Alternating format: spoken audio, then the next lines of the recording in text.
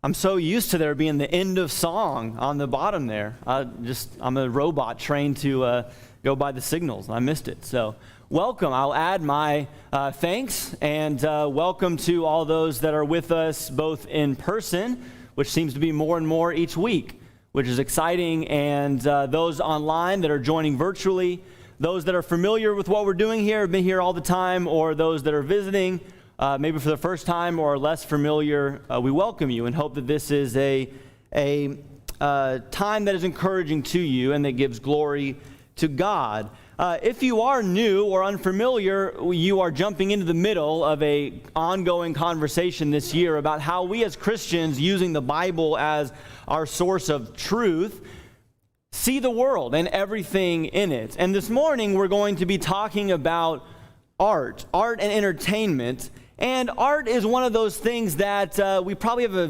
vague sense or a pretty good idea of what that might mean, but if you had to define it, it could be pretty tricky to try to give a good definition that would encompass everything that we would put into the category of art. But we want to talk about that this morning, and entertainment will be less of an explicit discussion in this lesson. But in as much of our entertainment comes from the consuming of art in its various forms, then there will be things to take from this lesson about the ways that we find entertainment in this life.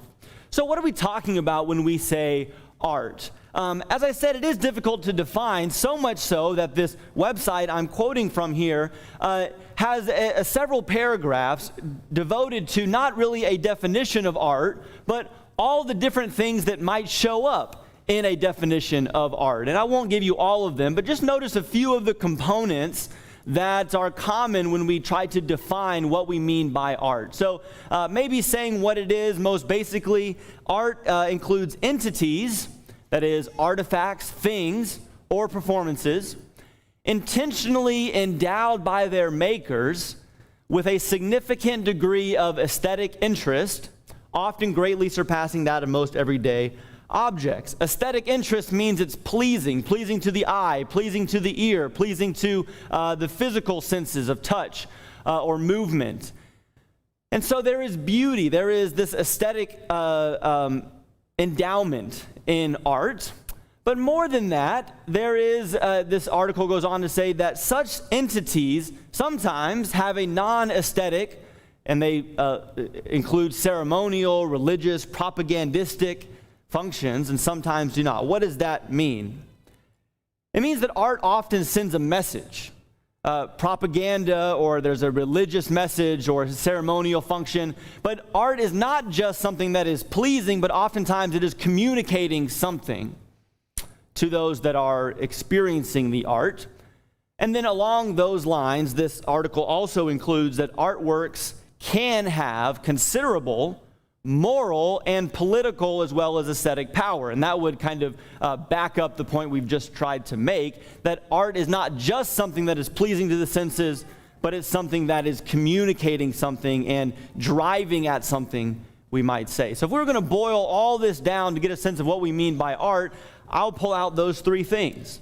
Art includes things that are pleasing to experience, again, to the eye, to the ear, to the touch.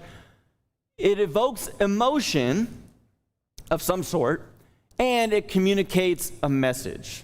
That's what we're going to run with in terms of defining art. And in terms of examples, there are things that we're very familiar with, maybe even in fact things that we consume or involve ourselves with on a daily basis. Painting is maybe the most obvious of these, or drawings, but sculpture as well, of course, art, music, dancing, literature of various forms, plays, drama, movies, TV shows, etc., etc. This is what we mean when we say art, and we're going to talk about these things. And hopefully maybe even just this list is a helpful reminder of how important this really is. Some of these lessons in the Worldview series that we've been doing this year may seem more strange than others. Why are we talking about science from the pulpit? Why are we talking about sex in church?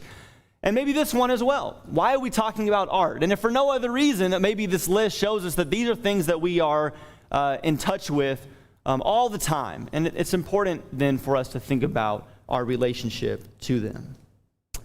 We've talked a lot this year about how God is the source of all things, and that everything that we talk about, we've tried to start with that, with God the Creator being the origin. Is that true of art? Is it true that God somehow created or would be considered the source of art? And I think that we would say absolutely that is the case. Two Psalms that I'll draw your attention to. Psalm 8, the psalmist says, "When I consider your heavens, the work of your fingers, the moon and the stars which you have ordained. What is man that you are mindful of him, or that you take thought of him, and the Son of Man that you care for him?" You see what the psalmist is doing. Psalm 8 is a psalm about creation, and I look at what God has created, what he has made. He calls it the work of your fingers, the heavens. I think part of that is just to emphasize how big God is, okay?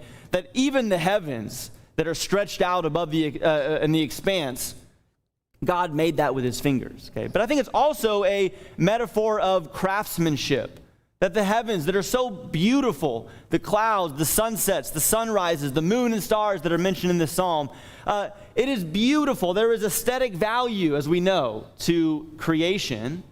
But think about our other elements of art. Do you see the emotion that is evoked for the psalmist? Wow! The heavens and the moon and the stars are amazing.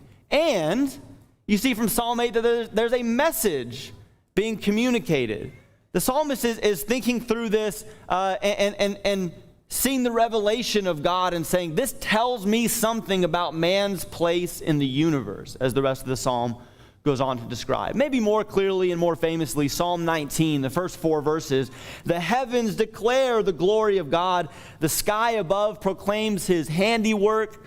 Day to day pours out speech. Night to night reveals knowledge. There is no speech. There are no words whose voice is not heard.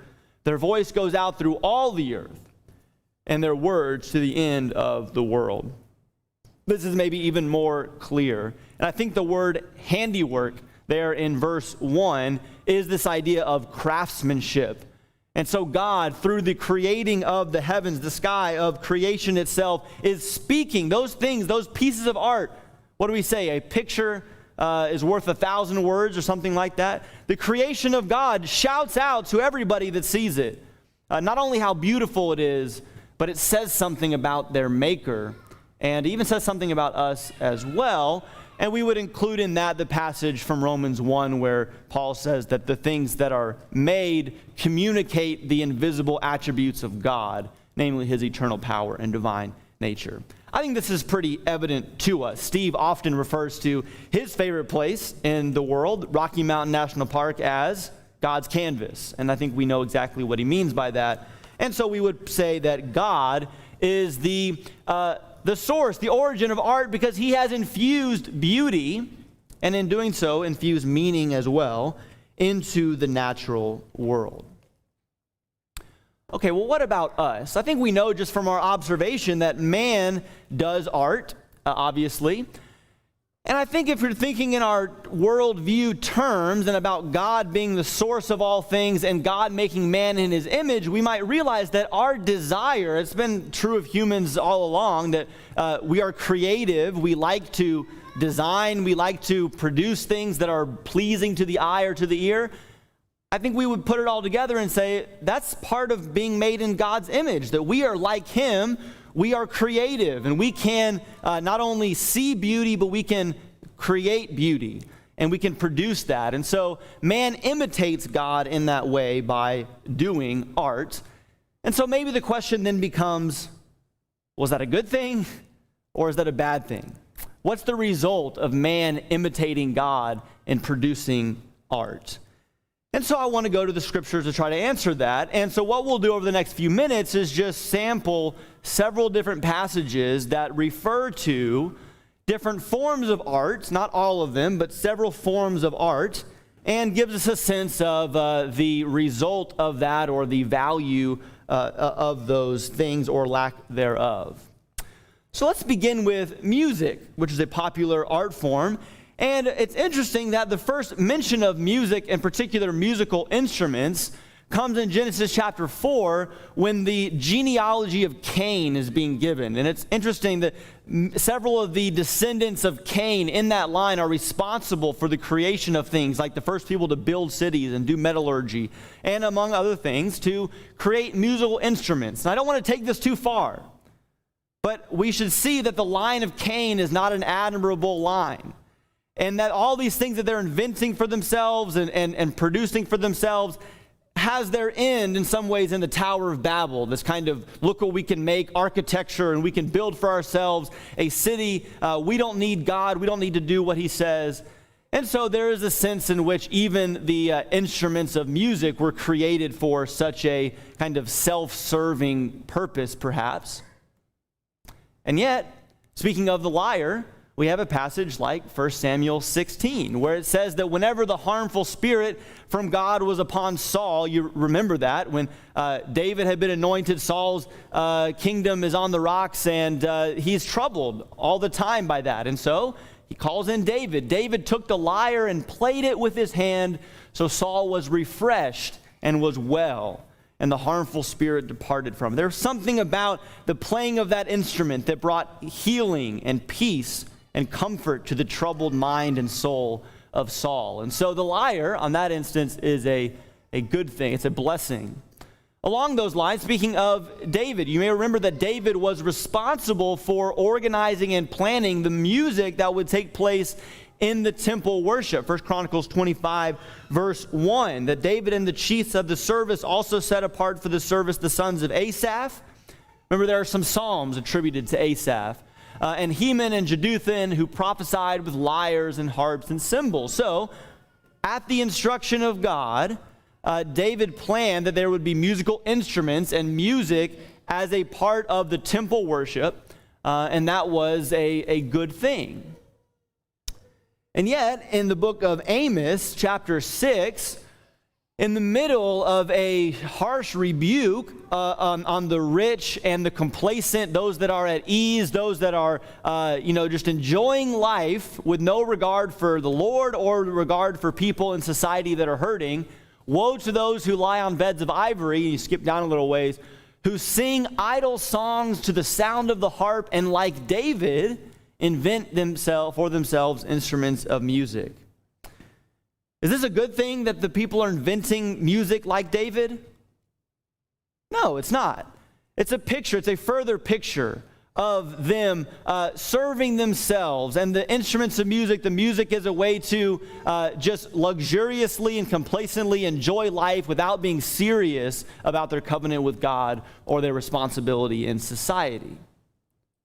So what do we see about music in these few passages from the Old Testament? Well, we see that it can go either way, we might say. And what's the difference between the music that we would say has a negative connotation and the music that we would say is positive? Well, a lot of it is purpose. What was the purpose of David putting together those groups or those instruments and those people to play and to sing in the temple? Well, it's to glorify God at his instruction, to give him praise and honor. Or in the example with Saul, to be a blessing to others, whereas the other examples, the purpose is more about serving myself. And it's maybe even a sign of arrogance or of self-glorification, self-serving in some way. Okay, so at least the purpose, if nothing else, is different in those examples. Let's look at another one. What about dancing? Another art form that we may be familiar with. And one of the early examples of dancing in the Old Testament is the episode of the golden calf in Exodus 32 and verse 6. Upon constructing the golden calf, it says that they rose up early the next day and offered burnt offerings and brought peace offerings, and the people sat down to eat and drink and rose up to play. And it's very obvious that word play has sexual connotations, and this was sexual activity that was taking place in worship of the idolatrous golden calf that had just been constructed. And if you look down at this party that's taking place throughout the chapter, you'll notice in verse 18 and 19 that it includes both singing and dancing. Okay? But what kind of dancing, we might ask, and we probably have an idea, and we see the connotation that is behind that. But just earlier in the book of Exodus, after God had delivered the people and led them through the Red Sea and swallowed up the Egyptians in the water, it says that Miriam the prophetess, the sister of Aaron, took a tambourine in her hand, and all the women went out after her with tambourines and dancing. And so they're dancing as a way to give honor to the Lord, to praise him, to celebrate what the Lord has accomplished. Let me ask you a question. I can't help myself here. We understand that the purpose of these two is very different. The reason for dancing is very different. Do you think the form of dancing was different in these two occasions? Do you think the movements that Miriam and her associates were performing in Exodus 15 were different than the movements that were being performed in front of the golden calf in Exodus 32? Do you think that's maybe the case? I would imagine so. A couple New Testament examples of this same sort of thing. Jesus, in the parable of the prodigal son, talks about this grand conclusion when the son returns and the father throws a party for him. It says that they began to celebrate. And the older son was in the field, came back and drew near to the house and heard music and dancing. So a celebration of dancing and singing and music when the prodigal son returns. And yet we remember another story in the Gospels about the daughter of Herodias, who came in and danced before Herod while he was drunk with his men at a party. And again, I would ask, what kind of dancing do we think Herodias' daughter was doing in front of Herod in Matthew chapter 14? And I think we would imagine what kind of dancing that was. And so now we have a couple things to say in terms of distinguishing between an art of dancing that is perhaps wholesome and in glory to God, and dancing that is associated with sinfulness. There's a difference in purpose, clearly, what that is trying to accomplish, okay? What Herodias was trying to accomplish, what those of the party of the prodigal son were accomplishing, or Miriam or the golden calf. The purpose is different, but also the form itself, the content is different, I think we would point out as well. Okay, we'll keep going. Craftsmanship. Craftsmanship is an interesting one. You think about sculpting and the relationship between the people of God and sculpture in the Old Testament. And probably the first thing that comes to mind is the Ten Commandments. When God said, "You shall not make for yourself a carved image, any likeness of anything that is in heaven above or in earth beneath, or that is in the earth, heaven above, earth beneath, or that is in the water under the earth." Why was it that these sculptures of any kind of animal or anything was forbidden? Well, it's because there's idol worship. There's as Paul says in Romans 1, the worshiping of the creature rather than the creator. And so this type of sculpture was forbidden by God because it represents, or it was an exaltation of the creation over the creator. And so idolatry was forbidden. And yet, Exodus 35, we remember that when the tabernacle was built, and again, God, like in 1 Chronicles 25 with what David was doing with temple worship, you see in the book of Exodus, God is drawing the blueprints, and Moses and the Israelites are following the construction plans according to what God has said. And so, among other things, Bellaire, this craftsman, was called by God, and it says that he filled him with the Spirit of God, with skill, with intelligence, with knowledge, and all craftsmanship to devise artistic designs, to work in gold and silver and bronze and cutting stones for setting and in carving wood for work in every skilled craft. So there was artistry, there was craftsmanship, there was embroidering, and even sculpting. By the way, remember that this was also true in the temple that Solomon built, even maybe to a greater degree. And in fact, not to throw too much of a wrench into this conversation, but there were even forms of animals in the temple. Remember, there were bowls, B-U-L-L-S, that held up the basin, the big bowl, B-O-W-L, that was out front of the temple. There was 12 of them, represent the 12 tribes of Israel. And among other things, the crafting of the cherubim on the Ark of the Covenant. And so, why was that okay? Well, God's instruction, of course, would be one answer to that. But again, I think we would see there's a different purpose. The things that Bellaire was crafting, the artistry that he did, or the artistry that was done in the temple, was for the purpose of pointing to God and not just evoking an emotion of, wow, look at all this amazing artwork, and that is a humbling thing that draws us close to God. But it's even communicating something. The artistry of the tabernacle and temple was telling a story. It was telling a story about the garden and God's relationship with man. And even as we know now on this side of the cross, we know that the artistry of the tabernacle and temple was telling a story, a typological story, looking forward to Jesus when he would fulfill all these things that were represented physically in the tabernacle and temple. So again, the form is different and the purpose is different. If you ever have seen any artifacts of these idols from the ancient world, you may remember that there is oftentimes lewdness and sensuality that is a part of these physical images of the other gods. So the form is different for what God had designed, of course, and a different purpose. Let's keep going here. Last category we'll look at is literature. We understand that the verbal or the written art is something that we're familiar with because the Bible is that to a large degree. Think about this passage in Deuteronomy 31 when God is trying to communicate his covenant to the people for a second time and trying to get these people to really understand and hold to the covenant. And so he tells Moses to write a song and teach it to the people of Israel, to put it in their mouths, and the song would be a witness for me against the people of Israel. This passage in many ways represents what is the purpose of the written word that we have in Scripture. That God has communicated his will to us using writing. And not just writing in any form, but it is writing that is artistic. The stories that we have recorded in the Old Testament and the New Testament, they are true stories that are communicating real historical events.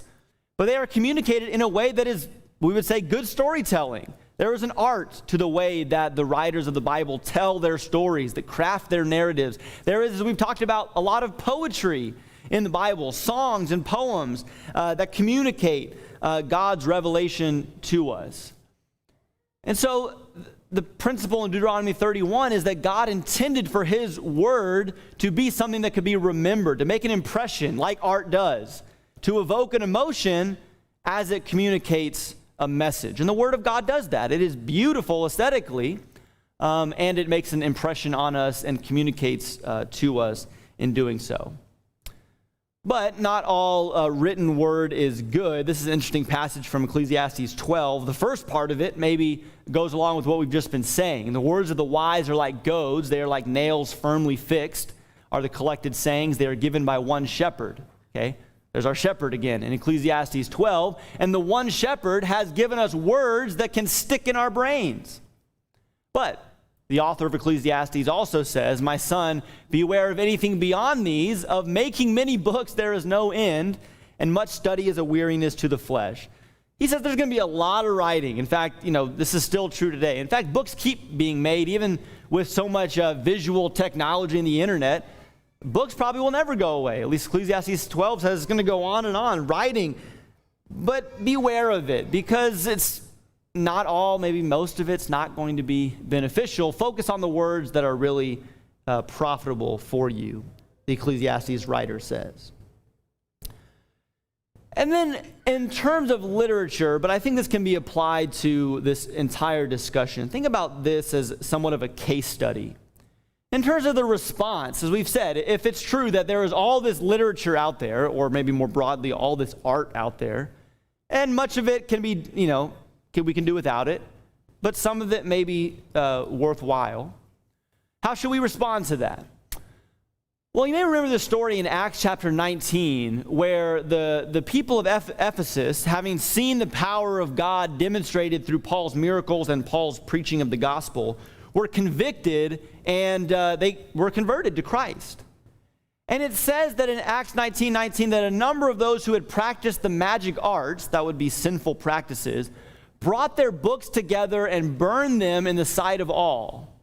And they counted the value of them and found it came to 50,000 pieces of silver. This is literature of some sort that had been used previously in connection to pagan, idolatrous, sorcerous practices. And the people, upon being converted to Christ, said, this is wrong. Not only is it sinful, it's associated with my former life, and I just need to get rid of it. I need to burn it and just completely consume it. It's not worth anything. No value in it. And even the monetary value I'm willing to sacrifice just to get rid of these books. And yet, maybe in some ways, contrast that with a passage 2 chapters earlier in which Paul, the Apostle Paul, is preaching to the philosophers in Athens. And he's explaining to these people that don't really have a great familiarity, as far as we can tell, with the Hebrew Scriptures. And he's trying to explain to them the principles of there being one God who has created everything, and all men are accountable to this one God. How do you do that without using the Scriptures? Well, he probably does get that in at some point, it seems like. But among other things, he says this in verse 28, in him we live and move and exist, and as even some of your own poets have said, for we also are his children. What am I getting at here? Paul quotes here from their own poets, and he says, for also we are his children. That is from a poet named Aratus and a hymn to Zeus that was composed maybe 200-300 years earlier than Paul. We're talking about pagan literature here, pagan Greek poetry. And yet Paul is familiar with it somehow in his education. But more than that, he's able to go back to that pagan literature and say, you know what? Even though they were totally off about who should be deserving the praise, they were onto something. There's a nugget of truth in that poem about how all of us as humans derive our existence from a single God. And that's exactly the point that Paul is trying to make in Athens. This is not the only time Paul does this. In fact, some have noted that even the first line of this verse, in him we live and move and exist, comes from Greek literature, and other places in Paul's epistles, he does the same thing, quoting from plays or from philosophers of the current, or at least contemporary culture. Think about that. That some literature was burned, no value at all, and yet some literature, there were things that Paul could take from it and say, yeah, there's truth there that we can gain in our understanding of God and our place. So, all of this to say, what do we make of man's involvement in and creation of art? Well, like many of the other things that we've said this year, art can glorify God, and we've talked about ways in which that's possible, but oftentimes, maybe you want to say usually, most of the time, art is used by man to promote sinfulness. And why is that? And I want to run through just a few things here about why it is that art is so often connected to or associated with sinfulness, and why it's a danger, okay? And hopefully by this point in the lesson, you'll understand that what I'm about to say is not all the reasons why art in itself is sinful, okay? But this is a list of things that why there are common dangers or threats associated for the Christian in the world of art. The first one is that there is so commonly, especially in our world, the glorification of the one producing the art. We are so familiar with that, I wonder if it's maybe even like not even noticed anymore. That there are, giant billboards of people, right? And thousands of people crowding into arenas to, wave their hands and to scream and shout for a person who is performing something, okay? Or when they die, kind of they are literally enshrined with a star or with a statue to remember this person, and we think, well, isn't that kind of like idolatry? But we say, oh, of course, no, that's not what that is. Maybe it's not, but we realize that is so much of what art is worshiping or glorifying the artist himself or the artist herself. This was not really always the case in our civilization. It's interesting, and I may say a little bit more about this, but the Renaissance, you might remember if you're familiar with guys like Da Vinci and Raphael and Michelangelo, all the Ninja Turtles. Those guys about 500 years ago or more, that's the high point of art in our civilization. And there's a lot of beauty in that. But one of the things that happens in the Renaissance is that there is more attention being drawn to the artist himself. People start signing their works and labeling that they're the one that wrote something. And that, as we see now this many years later, has really come to its maybe absurd fullness in glorifying the artist. But the other thing that art commonly does is it objectifies and it worships the thing that is the subject of the art itself. There's actually another thing that happens as a result of the Renaissance. If you're familiar with Renaissance art, you know that it's just unbelievably astounding how realistic they were able to paint the human body or a scene of nature, or wonder of wonders, to take a hunk of marble and to carve it down to where it looks like a real human body. And there was something in that was derived from a respect for God and a reverence for God and man's place in the world.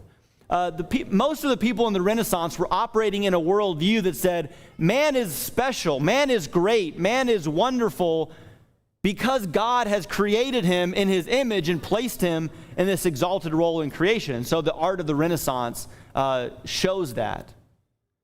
But of course, where that goes is that we very quickly lose sight of this whole reason why man is special, that God created him, and we just kind of run with, well, man is great, man is awesome, man is wonderful. And so from the Renaissance on, art becomes more and more about man, how great man is, and the object of the art becomes the thing that is exalted. And along those lines, art more and more, and maybe the nature of it, maybe because it is so aesthetically pleasing, it's pleasing to the ear, it's pleasing to the experience, it's pleasing to the eye, so much of art then focuses on that.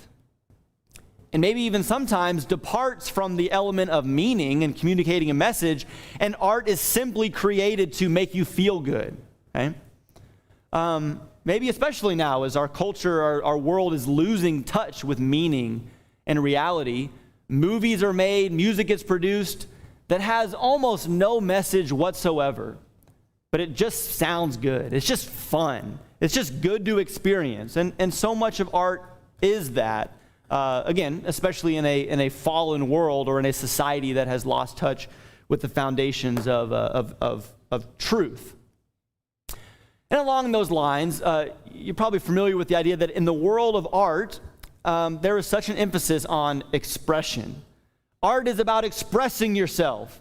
And we can see that maybe from some of the reasons that if you're focused on being an artist and the kind of romanticism of that, and you're focusing on, what I'm producing as an artist, and it's to make us feel good and to experience pleasure, well, then art is all about then just expressing yourself.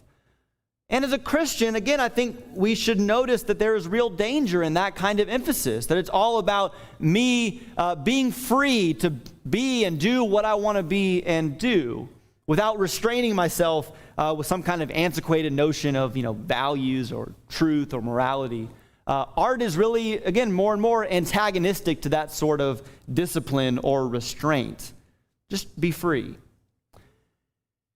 And the last thing I'll say about the dangers of art is that it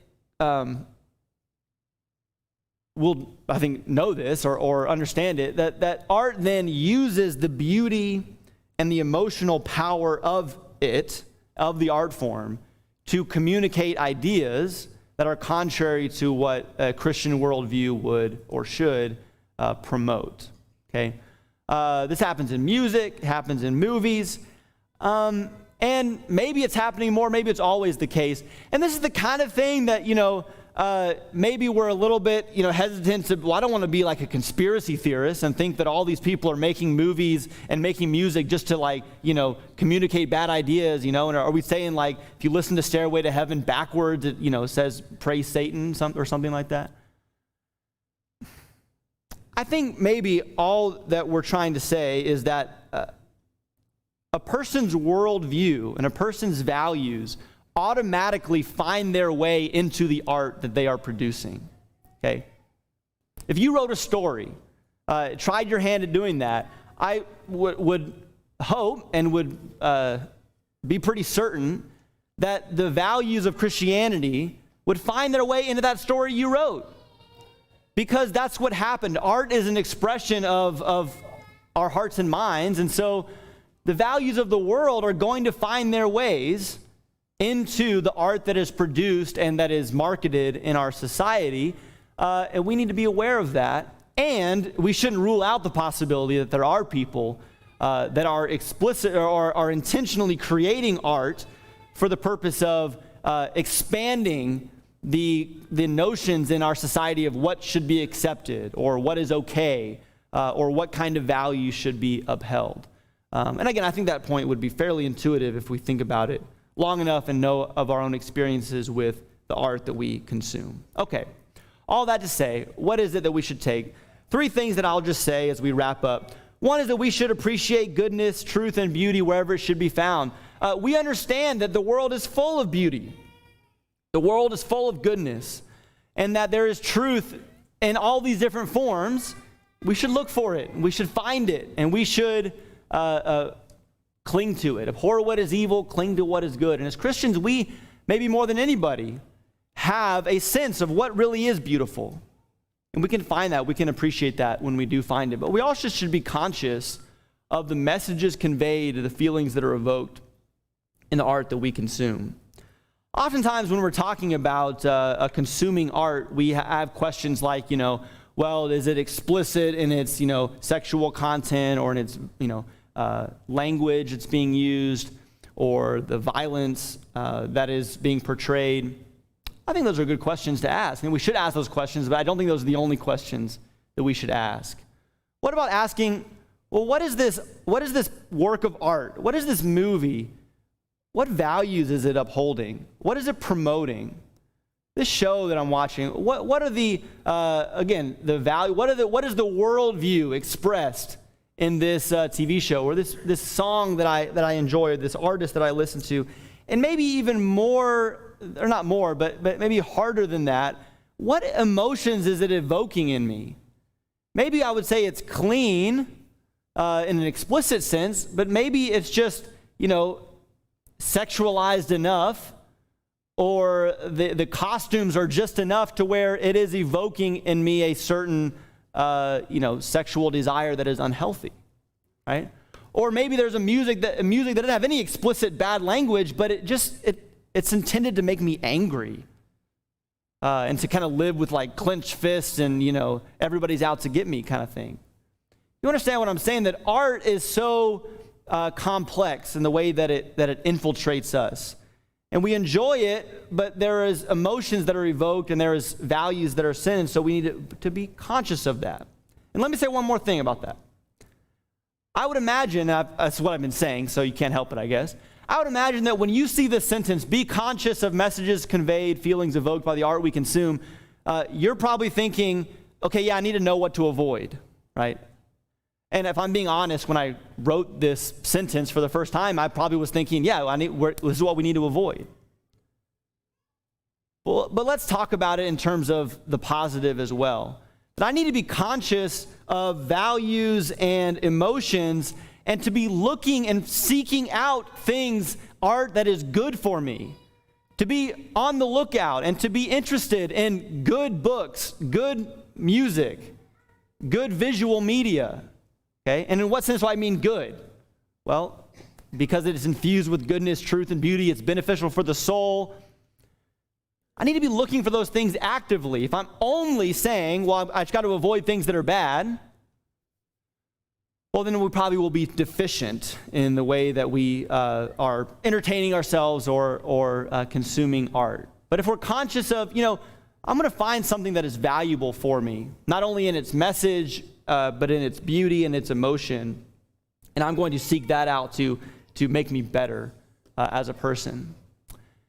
And that may all seem really weird, and that's maybe one of the reasons why we don't always do very good at this. It's because we don't want to be strange. I don't want to be the parent that doesn't allow my kid to, go to this school function, or I don't want to be the weirdo that has to read all the books before my kids read them. I don't want to be the person at the office that's like, no, I haven't seen that movie. No, actually, I haven't seen that one either. No, I don't know, who that artist is. All that kind of stuff is hard for us because we don't like being left out. We want to be up to date with what's going on, and we want to enjoy what other people are enjoying. But hopefully we remember from our discussion of worldview that that's just not going to happen. We're really trying to serve the Lord and represent Him in this life. We're always going to be strange. We're always going to be weird. And in this maybe especially, we're just not going to consume and appreciate the same art that the world appreciates and consumes. And again, it's something that we've already said in the first 2 points.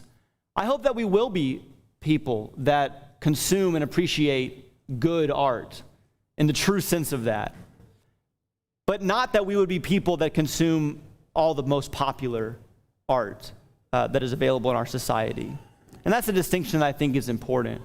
That we can be those that are benefited by good media, good entertainment, but keep our distance and see the error and the danger in the things that are popular. And maybe all of this is summarized by the Apostle Paul in Philippians 4:8 when he says, "Finally, brothers, whatever is true, whatever is honorable, whatever is just, whatever is pure, whatever is lovely, whatever is commendable, if there is any excellence, if there is anything worthy of praise, think about these things." Let's do this. Let's seek out the things that are true and lovely, pure, commendable, honorable, the things that are worthy of praise. Let's fill our lives, our minds, our eyes, our ears, our time with these things. And he goes on to say that the result of that is peace that we have only in the Lord. But that peace that we experience is only possible if we will see the world correctly. If, like Jesus says, our eyes will be healthy and undivided and whole. And that's been the goal of these lessons this year. If you don't have that peace because you're not in Christ, and you're thinking about how you view the world, and there's something fundamental missing, which is that you're not even in a covenant relationship with Jesus, and want to make that change, this is an opportunity to do that if you need some help. But let's sing one more song, Jesus I Come, and if you need something, come to the front as we stand and sing it.